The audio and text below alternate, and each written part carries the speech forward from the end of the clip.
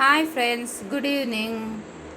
ನಾನು ನಿನ್ನೆ ಸಂಜೆ ಹೊತ್ತಲ್ಲಿ ನಾನು ಮಗುವನ್ನು ಇಟ್ಕೊಂಡು ಆ ಕಡೆ ಹೋಗಿದ್ದೆ, ಬೇರೆ ಕಡೆ.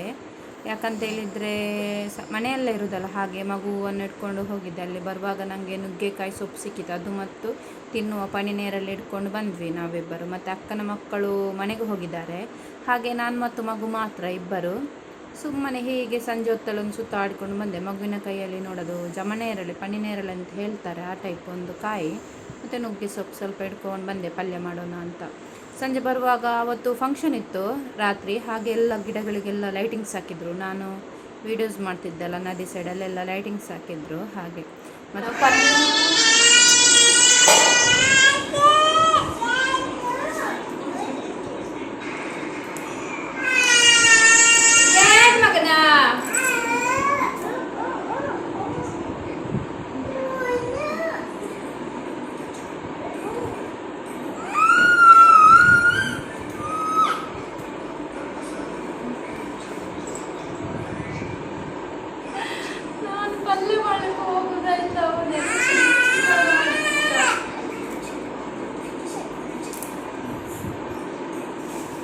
ವಿಟಮಿನ್ ಸೊಪ್ಪು, ಇದು ನುಗ್ಗೆಕಾಯಿ ಸೊಪ್ಪು. ನನ್ನ ಮಗ ಬೆಳೆದಿಲ್ಲ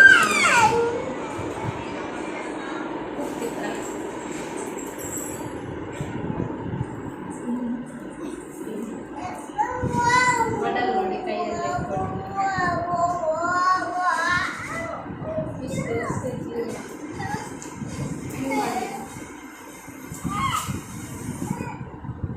ಇದು ಮರುದಿನ ಬೆಳಿಗ್ಗೆದ್ದು ನಾನು ಮಗುವಿಗೆ ಒಂದು ಆ್ಯಪಲನ್ನು ಸಿಪ್ಪೆ ತೆಗೆದು ಕಟ್ ಮಾಡಿ ಕೊಟ್ಟೆ. ಮತ್ತು ನೀರು ದೋಸೆ ಮಾಡಿದ್ವಿ. ಮತ್ತು ನಿನ್ನೆ ಸಂಜೆ ಚಿಕನ್ ತಂದಿರು ಸಾಂಬಾರು, ಅದರ ಜೊತೆಗೆ ಚಿಕನ್ ಸಾಂಬಾರು ಮತ್ತು ಹಾಲು. ಇದು ನಾನು ಪಕ್ಷಿಗಳಿಗೆ ಕಾಂಪೌಂಡಲ್ಲಿ ನೀರಿಟ್ಟದ್ದು, ಬಟ್ ಯಾವ ಪಕ್ಷಿ ಸಹ ಬಂದು ನೀರನ್ನು ಕುಡಿಲಿಲ್ಲ. ಇದು ಬಿಸಿಲಿಗೆ ಇದು ಆವಿಯಾಗಿ ಹೋಗಿದೆ ನೀರೆಲ್ಲ, ಗೊತ್ತಾಯ್ತಾ. ಸುಮ್ಮನೆ ಅಂತ ಕಾಂಪೌಂಡಲ್ಲೇ ನೀರಿಡಬೇಕು ಅಂತ ಹೇಳೋದು, ಪಕ್ಷಿ ಬರಲೇ ಇಲ್ಲ. ಹಾಗೆಯೇ ಬಿಸಿಲಿಗೆ ಕಡಿಮೆಯಾಗಿ ಹೋಗಿದೆ. ಮತ್ತು ಬೆಳಿಗ್ಗೆ ಕಾರ್ಪೊರೇಷನ್ ನೀರು ಬರ್ತಾ ಇತ್ತು, ಹಾಗೆ ನಾನು ಎಲ್ಲ ಬಕೆಟ್ಗಳಿಗೆ ಮತ್ತು ಸ್ನಾನ ಮಾಡಲಿಕ್ಕೆ ಎಲ್ಲ ನೀರು ತುಂಬಿಸ್ತಾ ಇದ್ದೆ ಬೆಳಗಿನ ಟೈಮಲ್ಲಿ. ಒಂದು 4 ಬಕೆಟಿಗೆ ಮತ್ತು ಇದಕ್ಕೆ ಸ್ನಾನದ ಇದಕ್ಕೆ ನೀರು ತುಂಬಿಸ್ತಾ ಇದ್ದೆ ಬೆಳಿಗ್ಗೆ. ಹಾಗೆ ಇದು ನಮ್ಮದು ಸ್ನಾನದ ಕೊಠಡಿ, ಆ ರೀತಿಯಾಗಿ.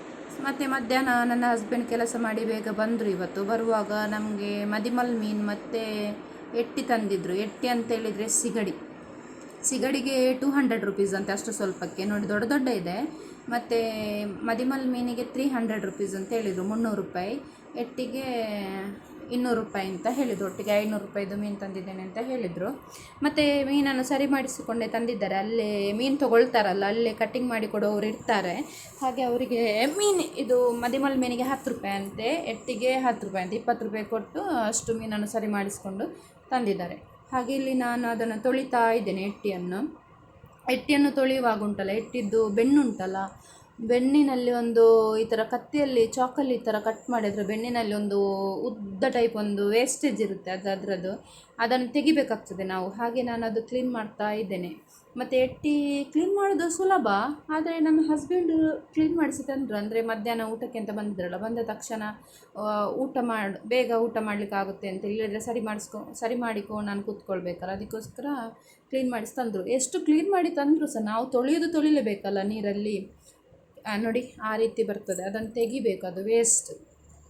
ಹಾಗೆ ನಾನು ಸಿಂಕಿನಲ್ಲೇ ತೊಳಿತೀನಿ ನನ್ನ ಮನೆ ಒಳಗಡೆ. ಮತ್ತು ಸಿಂಕನ್ನು ಫಸ್ಟಿಗೆ ನಾನು ಪಾತ್ರೆ ತೊಳೆಯುವ ಸಿಂಕನ್ನು ಸೋಪಿನಿಂದ ಚೆನ್ನಾಗಿ ತೊಳೆಯುತ್ತೇನೆ. ಮತ್ತು ಮೀನನ್ನೆಲ್ಲ ಅದಕ್ಕೆ ಹಾಕಿ ಅದರಲ್ಲೇ ನಾನು ಕ್ಲೀನ್ ಮಾಡೋದು, ಆ ರೀತಿ. ಸಿಗಡಿಯಿಂದ ಬಿರಿಯಾನಿ ಮಾಡ್ತಾರೆ, ಸಿಗಡಿ ಸುಕ್ಕ, ಮತ್ತು ಸಿಗಡಿ ಗಸಿ, ಮತ್ತು ಸಿಗಡಿಯಲ್ಲಿ ಎಂತೆಲ್ಲ ಮಾಡ್ತಾರೆ, ಕಬಾಬ್ ಟೈಪು ಕಾಯಿಸ್ಬೋದು, ಫ್ರೈ ಅಂತ ಹೇಳ್ತಾರೆ, ಎಣ್ಣೆಯಲ್ಲಿ ಮಸಾಲ ಹಾಕಿ ಕಾಯಿಸ್ಬೋದು. ನಾನು ಮಧ್ಯಾಹ್ನ ಸಿಗಡಿ ಏನು ಮಾಡಲಿಲ್ಲ, ಅದು ನಾನು ತೆಗೆದಿಟ್ಟಿದ್ದೇನೆ, ಸಂಜೆ ಮಾಡುವ ಅಂತೇಳಿ ತೆಗೆದಿಡ್ತೇನೆ ಅಂತ ಪ್ಲ್ಯಾನಿಂಗ್ ಹಾಕಿದೆ. ಅಂದರೆ ಹಸ್ಬೆಂಡ್ ಬರುವಾಗಲೇ ಆಲ್ರೆಡಿ 1 ಗಂಟೆ ಏನೋ ಆಗಿತ್ತು.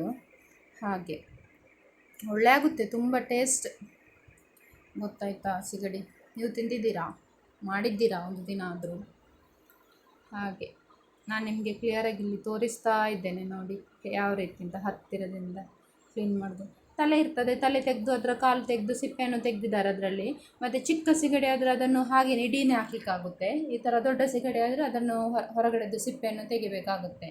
ಹಾಗೆ ಈಗ ಕ್ಲೀನ್ ಮಾಡಿ ಕೊಡುವವರು ಅದೆಲ್ಲ ಕ್ಲೀನ್ ಮಾಡೋದಿಲ್ಲ, ಅದು ನಾವು ಮನೆಗೆ ಬಂದು ಕ್ಲೀನ್ ಮಾಡಬೇಕಾಗುತ್ತೆ. ಆ ರೀತಿ ನಾನು ಕ್ಲೀನ್ ಮಾಡಿ ಒಂದು ಡಬ್ಬಕ್ಕೆ ಹಾಕಿದ್ದೇನೆ ನೋಡಿ. ನೆಕ್ಸ್ಟ್ ಅದನ್ನು ಫ್ರಿಜ್ಜಲ್ಲಿ ತೆಗೆದಿಟ್ಟೆ, ನಾನು ಇವಾಗ ಮಾಡೋದಿಲ್ಲ ಅಂತೇಳಿ. ನಿನ್ನೆ ರಾತ್ರಿ ನನ್ನ ಹಸ್ಬೆಂಡ್ ಐಸ್ ಕ್ರೀಮ್ ತಂದದ್ದು ಅದೆಲ್ಲ ಇದೆ, ಮತ್ತು ನಿಂಬು ಜ್ಯೂಸ್ ಇದೆ, ಅದು ಮಕ್ಕಳು ಇಟ್ಟದಾಯ್ತಾ ಮೇಲೆ. ಹಾಗೆ ಮತ್ತು ನಾನು ಮದಿಮಲ್ ಮೀನು ಕ್ಲೀನ್ ಮಾಡ್ತಾ ಇದ್ದೇನೆ.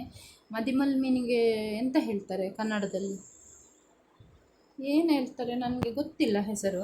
ಅದು ಸಹ ಅಷ್ಟೇ ಕ್ಲೀನ್ ಮಾಡಿ ಕೊಡ್ತಾರೆ. ಅದರದ್ದು ಇದಿರುತ್ತಲ್ಲ ರೆಪ್ಪೆಲ್ ಎಂತ ಹೇಳ್ತಾರೆ, ಪೊಡಸ್ ಅಂತ ಹೇಳ್ತಾರೆ. ಅಂದರೆ ಅದರಲ್ಲಿ ಮೇಲ್ಗಡೆ ಒಂದು ಇರುತ್ತಲ್ಲ, ಪೊಡಸ್ ತುಳುವಳ್ಳಿ ಹೇಳ್ತಾರೆ. ಮತ್ತು ಕನ್ನಡದಲ್ಲಿ ಎಂತ ಹೇಳ್ತಾರೆ, ಏನು ಹೇಳ್ತಾರೆ ನನಗೆ ನೆನಪಿಗೆ ಬರ್ತಿಲ್ಲ. ಅದು ಆ ರೀತಿ ಬಾಲವನ್ನು ಅದರಲ್ಲಿ ಎಲ್ಲ ತೆಗೆದಿರ್ತಾರೆ ಕ್ಲೀನ್ ಮಾಡಿ. ಅದು ತಲೆದು ಮಾತ್ರ ಸರಿಯಾಗಿ ಕ್ಲೀನ್ ಮಾಡಿರೋದಿಲ್ಲ. ಮತ್ತು ಇದು ಮಧ್ಯದ ಭಾಗ ಆಗಿರುತ್ತೆ. ಬಾಲದಲ್ಲಿ ಡೈರೆಕ್ಟ್ ತೊಳಿಬೋದು, ಮಧ್ಯದ ಭಾಗದಲ್ಲಿ ಒಳಗಡೆದ್ದೆಲ್ಲ ಗಲೀಜಿರ್ತದಲ್ಲ, ಅದನ್ನೆಲ್ಲ ನಾವು ಕ್ಲೀನ್ ಮಾಡಿ ಕತ್ತರಲ್ಲಿ ಕಟ್ ಮಾಡಿ ನಾನು ತೊಳಿತಿದ್ದೇನೆ ನೋಡಿ. ನಾನು ಮೀನು ಸರಿ ಮಾಡೋದು ಸಹ ಅಷ್ಟೇ, ಕತ್ತರಿ ಮತ್ತು ಅದು ಚಾಕು ಉಂಟಲ್ಲ ಅದು ಮಾತ್ರ ನಾನು ಬಳಸೋದು. ಸುಲಭ ಆಗ್ತದೆ ನನಗೆ. ತಲೆ ನೋಡಿ, ತಲೆಯಲ್ಲಿ ಸ್ವಲ್ಪ ಇದಿರುತ್ತೆ, ಅದು ಅದರ ಮೇಲ್ಗಡೆ ಒಂದು ರೆಪ್ಪೆ ಟೈಪ್ ಇರುತ್ತಲ್ಲ, ಅದನ್ನೆಲ್ಲ ಕ್ಲೀನ್ ಮಾಡಬೇಕಾಗುತ್ತೆ ಚಾಕಲ್ಲಿ. ತಲೆಯಲ್ಲಿ ಮಾತ್ರ ಅವ್ರು ಸರಿ ಕ್ಲೀನ್ ಮಾಡಿರೋದಿಲ್ಲ. ಹಾಗೆ ನಾವು ಮನೆಗೆ ಬಂದು ಕ್ಲೀನ್ ಮಾಡಬೇಕಾಗುತ್ತೆ. ಎಷ್ಟು ಸರಿ ಮಾಡಿಸ್ಕೊಂಡು ಬಂದರೂ ಮನೆಯಲ್ಲಿ ನಾವು ಕ್ಲೀನ್ ಮಾಡಲೇಬೇಕಾಗುತ್ತೆ ಅದು ಮೀನನ್ನು. ಅದು ಸಹ ಅಷ್ಟೇ, ನಾನು ಕತ್ತರಿಯಲ್ಲಿ ಕಟ್ ಮಾಡಿ ಅದರ ಒಳಗಡೆ ಎಲ್ಲ ಇರುತ್ತಲ್ಲ, ಅದನ್ನೆಲ್ಲ ಕ್ಲೀನ್ ಮಾಡಬೇಕು. ಮತ್ತು ನೀವು ಫ್ರೈ ಮಾಡೋದಾದರೆ ಮೀನಿದ್ದು ಇದು ಕಣ್ಣನ್ನೆಲ್ಲ ಹಾಕಬಾರ್ದು, ಯಾಕಂತ ಹೇಳಿದ್ರೆ ಅದು ಎಣ್ಣೆಗೆ ಹಾಕಿದಾಗ ಅದು ಟಪ್ ಹೊಡೀತದೆ, ರಟ್ಟುತ್ತದೆ ನಮಗೆ. ಸೊ ನಾನು ತಲೆಯನ್ನು ಇದು ಫ್ರೈ ಮಾಡೋದಿಲ್ಲ, ಸಾಂಬಾರು ಮಾಡ್ತೇನೆ. ಹಾಗೆ ನಾನು ಅದರದ್ದು ಕಣ್ಣು ತೆಗಿಲಿಲ್ಲ. ಹಾಗೆ ಕೆಲವರು ಹೇಳ್ತಾರೆ ಮೀನಿದ್ದು ತಲೆಯೆಲ್ಲ ತಿಂದರೆ ಒಳ್ಳೆ ಬುದ್ಧಿಶಕ್ತಿ ಬರುತ್ತೆ ಅಂತೇಳಿ. ಹಾಗೆ ಮಂಗಳೂರಿನವರೆಲ್ಲ ಕೆಲವರೆಲ್ಲ ತುಂಬ ಬುದ್ಧಿವಂತರಾಗಿರ್ಬೋದೇನು ಅಲ್ವಾ, ಏನಂತೀರಾ ನೀವು? ನನಗೆ ಗೊತ್ತಿಲ್ಲ. ಹಾಗೆ ತಲೆಯೆಲ್ಲ ನಾನು ಆ ರೀತಿ ಕ್ಲೀನ್ ಮಾಡ್ತಾ ಇದ್ದೇನೆ ನೋಡಿ. ಸುಲಭ ಆಗ್ತದೆ ಒಳಗಡೆ ಸಿಂಕ್ನಲ್ಲಿ. ಮತ್ತು ನಾನು ಮೀನೆಲ್ಲ ಕ್ಲೀನ್ ಮಾಡಿದ ಕಾರಣ ಕತ್ತರಿ ಮತ್ತು ಚಾಕನ್ನೆಲ್ಲ ವಿಮ್ ತೊಗೊಂಡಿದ್ದೇವಲ್ಲ, ವಿಮ್ ಹಾಕಿ ಕ್ಲೀನ್ ಮಾಡಿ ತೊಳೆದಿಟ್ಟೆ. ಮತ್ತು ಸಿಂಕನ್ನು ಸಹ ನಾನು ಸೋಪ್ ಹಾಕಿ ಎಲ್ಲ ತೊಳೆದೆ. ಅಂದರೆ ನೆಕ್ಸ್ಟ್ ಪಾತ್ರೆ ಎಲ್ಲ ತೊಳೆಯುವಾಗ ಅದು ಮೀನು ವಾಸನೆ ಬರುತ್ತಲ್ಲ, ಅದಕ್ಕೋಸ್ಕರ ವಿಮ್ ಒಳ್ಳೆ ಆಗುತ್ತೆ. ಹಾಗೆ ಅದರಲ್ಲೆಲ್ಲ ಕ್ಲೀನ್ ಮಾಡಿ ತೊಳೆದೆ ನಾನು. ಮತ್ತು ಕೈಯನ್ನು ಸಹ ಸ್ವಲ್ಪ ವಿಮ್ ಹಾಕಿ ಎಲ್ಲ ತೊಳೆದು ಕ್ಲೀನ್ ಮಾಡಿದ್ದು ಸಿಂಕನ್ನೊಂದು. ನೆಕ್ಸ್ಟ್ ಏನು ಮಾಡ್ತಿದ್ದೇನೆ ಅಂತೇಳಿ, ಮೀನು ಫ್ರೈಗೆ ನಾನು ಮಸಾಲ ಹಾಕ್ತಿದ್ದೇನೆ. ಇದು ಮೀನು ಫ್ರೈಗೆ ರೆಡಿ ಮಸಾಲ, ನಾನು ರೆಡಿ ಮಾಡಿರುವಂಥದ್ದಲ್ಲ, ಪ್ಯಾಕೆಟಲ್ಲಿ ಸಿಗುತ್ತಲ್ಲ ಅದು ಮಸಾಲ. ಅದರದ್ದು ಹೆಸರು ನನಗೆ ನೆನಪಿಲ್ಲ, ನಾನು ತಿಳಿಸ್ತೇನೆ ನಾನು ಯಾವುದೆಲ್ಲ ಬಳಸ್ತೇನೆ ಅಂತೇಳಿ. 2 ಸ್ಪೂನ್ ಹಾಕಿದ್ದೇನೆ. ಮತ್ತು ಸ್ವಲ್ಪ ಶುಂಠಿ ಬೆಳ್ಳುಳ್ಳಿ ಪೇಸ್ಟ್ ಹಾಕಿದ್ದೆ ನಾನು, 1 ಸ್ಪೂನಿನಷ್ಟು.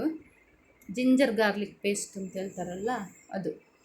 ನೆಕ್ಸ್ಟು ಒಂದು ಸ್ವಲ್ಪ ನೀರು ಹಾಕಿ ಮಿಕ್ಸ್ ಮಾಡೋದು. ಮತ್ತೇನು ಮೊಟ್ಟೆ ಎಲ್ಲ ಹಾಕಲಿಕ್ಕಿಲ್ಲ ಮೀನು ಫ್ರೈಗೆ, ನಾನು ಹಾಕೋದಿಲ್ಲ, ಮತ್ತು ಯಾರು ಕೂಡ ಹಾಕೋದಿಲ್ಲ. ಕಬಾಬಿಗೆಲ್ಲ ಆದರೆ ಮೊಟ್ಟೆ, ಕಾರ್ನ್ಫ್ಲವರ್ ಅಥವಾ ಕಡಲೆ ಹಿಟ್ಟು ಅದೆಲ್ಲ ಹಾಕ್ತಾರೆ. ಈ ಮೀನು ಫ್ರೈಗೆಲ್ಲ ಇಷ್ಟೇ. ಮತ್ತು ಒಂದು ಲಿಂಬೆಹಣ್ಣು ಹಾಕಿದ್ದೆವು ಸ್ವಲ್ಪ ಟೇಸ್ಟ್ ಬರಲಿಕ್ಕೋಸ್ಕರ, ಒಳ್ಳೆ ಟೇಸ್ಟ್ ಬರ್ತದೆ ಲಿಂಬೆಹಣ್ಣು, ಹುಳಿ ಖಾರ ಉಪ್ಪು ಅಂತೇಳಿ. ಮತ್ತು ಉಪ್ಪು ಏನಾದರೂ ನಿಮಗೆ ಬೇಕಿದ್ದರೆ ಮಸಾಲ ಅದು ರೆಡಿ ಮಸಾಲದಲ್ಲಿ ಏನಾದರೂ ಉಪ್ಪು ಕಡಿಮೆ ಅಂತ ಅನ್ನಿಸಿದರೆ ನೀವು ಸ್ವಲ್ಪ ಉಪ್ಪನ್ನು ಸೇರಿಸ್ಬೋದು. ಇಷ್ಟೇ. ನಾನು ಒಟ್ಟಿಗೆ 5 ಮೀನು ಫ್ರೈ ಮಸಾಲ ಹಾಕಿದೆ. ಯಾಕಂತೇಳಿದರೆ ನನ್ನ ಮಗುವಿಗೆ 1, ಗಂಡನಿಗೆ 2, ನನಗೆ 2 ಅಂತೇಳಿ ಆ ಥರ 5 ಹಾಕಿದೆ. ಆದರೆ ನಾನು ಕಾಯಿಸಿದ್ದು ಮಾತ್ರ 4 ಮಾತ್ರ ಕಾಯಿಸಿದ್ದು ನಾನು. ಅಂದರೆ ನಾನು ಒಂದೇ ತಿಂದೆ, ಮಗುವಿಗೆ 1, ಹಸ್ಬೆಂಡ್ಗೆ 2, ಆ ರೀತಿ. ಉಳಿದ ಮೀನನ್ನು ನಾನು ಫ್ರಿಜ್ಜಲ್ಲಿ ತೆಗೆದಿಟ್ಟಿದ್ದೇನೆ. ಯಾಕಂತೇಳಿದರೆ ಸಂಜೆ ಮಾಡುವ ಅಂತೇಳಿ, ಅದು ಹೊರಗಡೆನೇ ಇಟ್ಟರೆ ಹಾಳಾಗ್ತದಲ್ಲ. ನಾನು ಮಧ್ಯಾಹ್ನ ಸಾರೇನು ಮಾಡಲಿಲ್ಲ, ಬೇಳೆ ಸಾರು ಮಾಡಿದ್ದೆ. ಇಲ್ಲಿ ಅನ್ನವನ್ನು ನಾನು ಬಸಿತಿದ್ದೇನೆ ನೋಡಿ. ಹಿಂದಿನ ಕಾಲದಲ್ಲೆಲ್ಲ ಈ ಥರ ಅನ್ನವನ್ನು ಪಾತ್ರೆಯನ್ನೇ ಬಸಿತಿದ್ರು. ಇವಾಗ ನಾನು ಅದೊಂದು ಪಾತ್ರೆ ತೊಗೊಂಡಿದ್ದೇನೆ ಆ ಥರ. ಅದರಲ್ಲಿ ಕೆಳಗಡೆ ಗಂಜಿ ನೀರು ನಿಲ್ಲುತ್ತೆ, ಮತ್ತು ಮೇಲ್ಗಡೆ ರೈಸ್. ಮತ್ತು ಬೇಳೆ ಸಾರು ಮಾಡಿದ್ದೆ, ಅದನ್ನು ಸಹ ಒಂದು ಚಿಕ್ಕ ಪಾತ್ರೆಗೆ ಶಿಫ್ಟ್ ಮಾಡ್ತಿದ್ದೇನೆ ನಾನು, ಹಾಕ್ತಾಯಿದ್ದೇನೆ. ಯಾಕೆ ಸುಲಭ ಆಗುತ್ತೆ ಅಂತ. ಮತ್ತು ಅದಕ್ಕೆ ನಾನು ಮುಚ್ಚಳ ಇಟ್ಟೆ, ಏನಾದರೂ ನೊಣ ಹಳ್ಳಿ ಅದು ಇದೆಲ್ಲ ಬೀಳುತ್ತಲ್ಲ, ಅದಕ್ಕೋಸ್ಕರ ನಾನು ಮುಚ್ಚಿಟ್ಟೆ. ಮತ್ತು ನಾನು ಮೀನು ಫ್ರೈ ಮಾಡಲಿಕ್ಕೆ ರೆಡಿ ಮಾಡಿದೆ. ಮಧ್ಯಾಹ್ನ ಎಣ್ಣೆ ಹಾಕಿ ನಾನು ತವಾ ಫ್ರೈ ಮಾಡ್ತಾ ಇದ್ದೇನೆ. ಎಣ್ಣೆ ಸ್ವಲ್ಪ ಜಾಸ್ತಿ ಆಯಿತು ನಾನು ಹಾಕಿದ, ಅಷ್ಟು ಹಾಕಲಿಕ್ಕಿಲ್ಲ, ಸ್ವಲ್ಪ ಕಡಿಮೆ ಹಾಕ್ಬೋದು. ಬಟ್ ಒಳ್ಳೆ ಬಂದಿತ್ತು. ಅಂದರೆ 4 ಫ್ರೈ ಮಾಡ್ತಿದ್ದೇನೆ ನೋಡಿ, 1 ಫ್ರೈ ಮಾಡಲಿಲ್ಲ ನಾನು, ಬೇಡ ಅಂತ. ನಾನು ಬಾಳೆ ಎಲೆ ತೊಗೊಂಡು ಬಂದೆ, ಅಂದರೆ ಮೀನು ಫ್ರೈ ಆದಮೇಲೆ ಹಾಕಲಿಕ್ಕೆ ಅಂತೇಳಿ. ಟಿಶ್ಯೂ ಪೇಪರ್ ಹಾಕಿ ಪಾತ್ರೆಯಲ್ಲಿ ಹಾಕಿದರೆ ಒಳ್ಳೆಯದು, ಅದು ಎಣ್ಣೆ ಎಲ್ಲ ಎಳೆಯುತ್ತೆ. ಬಟ್ ನನಗೆ ಒಂದು ಸ್ಟೈಲಾಗಿ ಕಾಣಲಿ ಅಂತೇಳಿ ಬಾಳೆ ಎಲೆ ತಂದೆ. ನಾವು ಬಾಳೆ ಎಲೆ ತರುವಾಗ 1 ಎಲೆ ಮಾತ್ರ ತರಬಾರ್ದು, ಅದರ ಜೊತೆಗೆ 2 ಎಲೆಯನ್ನು ತರಬೇಕಾಗುತ್ತೆ. ಅದು ಯಾಕೆ ಅಂತ, ಸತ್ತವರ ಮನೆಗೆ 1 ಎಲೆಯನ್ನು ಕೊಂಡೋಗೋದು ಅಂತ ಹೇಳ್ತಾರೆ ನೋಡಿ. 4 ಫ್ರೈ ಮಾಡಿದೆ. ನೆಕ್ಸ್ಟ್ ನಾನು ಇಲ್ಲಿ ನನ್ನ ಗಂಡನಿಗೆ ಮತ್ತು ಮಗುವಿಗೆ ಸರ್ವ್ ಮಾಡಿದೆ. ಗಂಡನಿಗೆ ರೈಸ್ ಮತ್ತು ಬೇಳೆ ಸಾರು ಮತ್ತು 2 ಮೀನು ಫ್ರೈ ಕೊಟ್ಟೆ. ಮತ್ತು ಮಗುವಿಗೆ ಸ್ವಲ್ಪ ರೈಸ್ ಹಾಕಿದೆ, ಸ್ವಲ್ಪ ರೈಸ್ ಮತ್ತು 1 ಮೀನು ಫ್ರೈ ಇಟ್ಟಿದ್ದೇನೆ. ಬಟ್ ಅದನ್ನು ಡೈರೆಕ್ಟ್ ಮಗುವಿಗೆ ಕೊಡಲಿಕ್ಕಿಲ್ಲ ಮೀನು ಫ್ರೈ. ಹಾಗೆ ಮುಳ್ಳೆಲ್ಲ ತೆಗೆದು ಕೊಡಬೇಕು. ಊಟ ಎಲ್ಲ ಆದಮೇಲೆ ನಾನು ಬಚ್ಚಂಕಾಯಿ ಇತ್ತು, ಕಲ್ಲಂಗಡಿ ಹಣ್ಣನ್ನು ಕಟ್ ಮಾಡಿದೆ.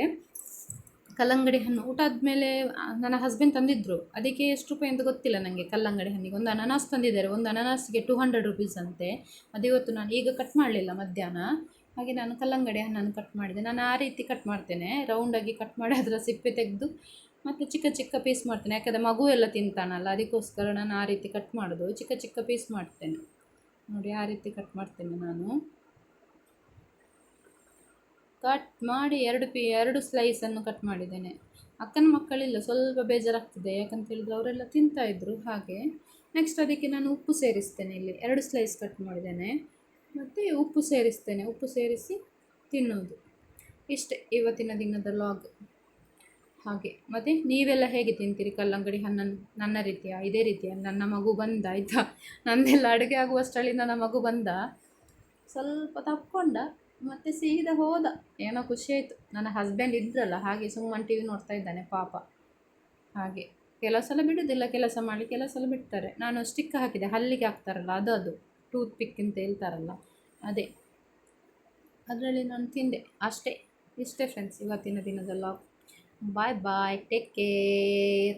ವೀಕ್ಷಣೆ ಮಾಡಿದ ತಮಗೆಲ್ಲರಿಗೂ ಧನ್ಯವಾದಗಳು. ನಾಳೆ ದಿನದಲ್ಲಿ ಮತ್ತೊಂದು ಒಳ್ಳೆಯ ವಿಡಿಯೋದೊಂದಿಗೆ ಮತ್ತೆ ಸಿಗ್ತೇನೆ. ಓಕೆ, ಬಾಯ್ ಬಾಯ್, ಟೇಕ್ ಕೇರ್.